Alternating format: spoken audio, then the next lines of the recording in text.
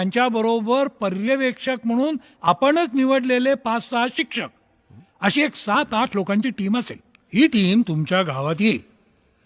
मग गावातल्या प्रतिष्ठित लोकांची म्हणजे सरपंच, सभापती वगैरे मंडळींची चर्चा करतील. नवसाक्षरांना, स्वयंसेवकांना 4 प्रश्न विचारतील. तुमचं सगळं रेकॉर्ड पाहतील. नंतर ठरलेल्या वेळापत्रकानुसार परीक्षा होईल आणि नंतर जेवण वगैरे करून तालुक्याच्या ठिकाणी परत जातील. इतका साधा आणि सरळ मामला आहे. मला तुम्हाला कानमंत्र द्यायचा आहे.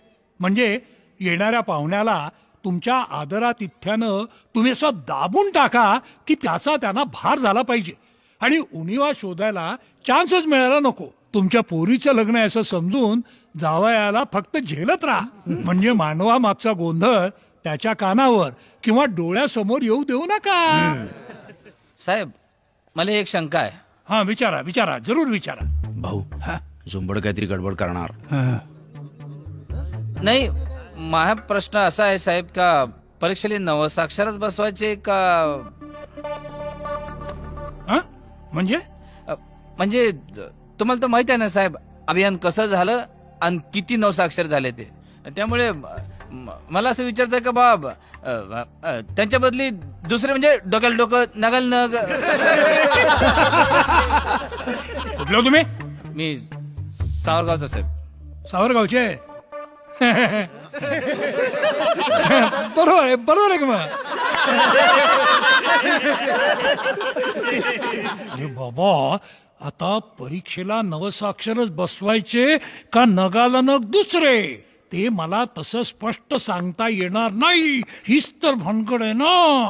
पण आता तुम्हा सावरगाववाल्यांना मानवा मागचा गोंधळ म्हणजे नेमकं काय हे वेगळं सांगायला नको.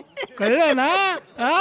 म्हणजे वरून साक्षरतेचा तमाशा आणि आतून कीर्तन. असं हसत हसतच काम करा. हसलं की संकट आपोआप गळून पडतंय.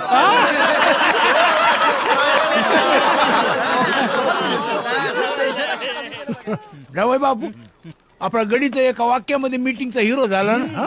भाऊ, एकदा का आपण चढायचं ठरवलं ना झाडावर, मग आपण चढतोच. मग समोर झाड नारळाचं असू दे, नाही तर फणसाचं. 2 गोष्टी.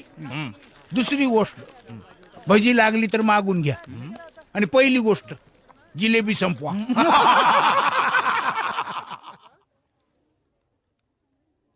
आपल्याला आजच मूल्यमापनाच्या दिवशीच्या कामाचं नियोजन करायचं आहे.